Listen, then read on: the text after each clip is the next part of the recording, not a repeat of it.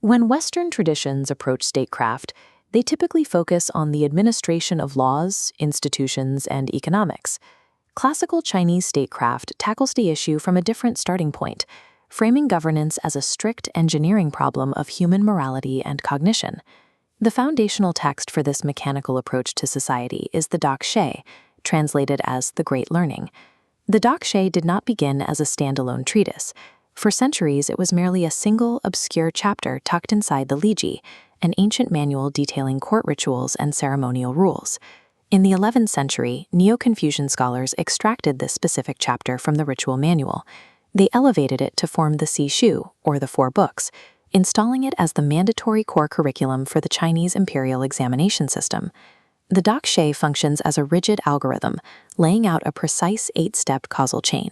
It posits that geopolitical peace is the direct mathematical result of individual epistemology. The text opens by defining the parameters for a functional society, setting 3 massive, overarching targets that must be driven by the ruling class. We map these macro objectives atop a logic tree. First is to enlighten lucid virtue, establishing a clear moral baseline.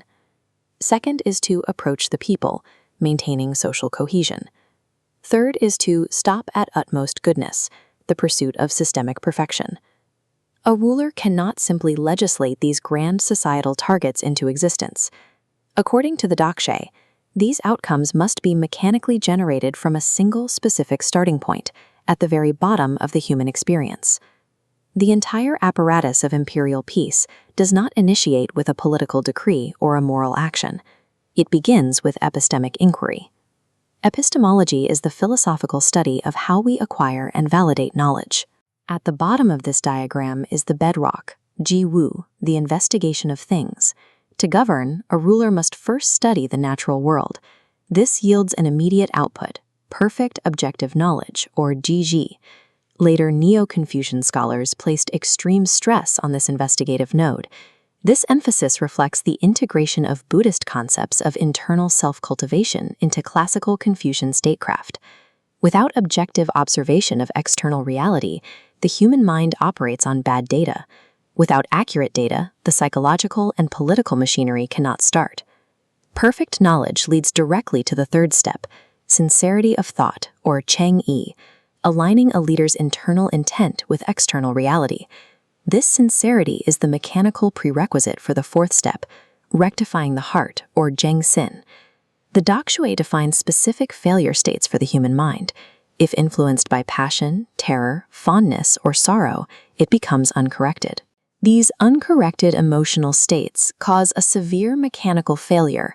Sensory input is physically blocked. The leader looks but does not see and hears nothing. Emotional dysregulation corrupts cognitive data processing. When a leader's psychological engine cannot process reality accurately, objective leadership becomes biologically impossible. The fifth step bridges internal psychology and external reality, self-cultivation, or shushen. Only a rectified mind can achieve this. A cultivated individual is then the strict prerequisite for step 6, regulating the family, or jiaqi. The text warns about the danger of uncalibrated human bias at this local level. Ordinary men are blind to the faults of their loved ones and the virtues of their enemies. That uncorrected bias breaks social systems. A correctly regulated family scales upward to properly govern a state, which is step 7. That governance directly culminates in step 8, Tianxia Ping, or peace on earth.